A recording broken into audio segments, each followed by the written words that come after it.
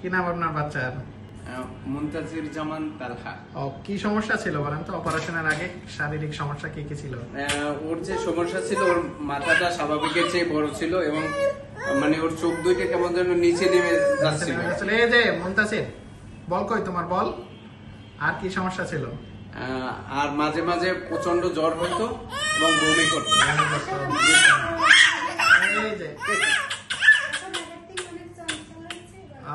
আগে এখন এখন আর ওই মাথা ব্যথা বমি কি এরকম আছে না? ওইরকম আগের মতো এই স্নান করানোর পরে অনেকটা খুব ভালো হচ্ছে। আগে হাতটা সোজা রাখতে পারছে না, আগে এখন এই যে এই যে খেলবা খেলবা খেলবা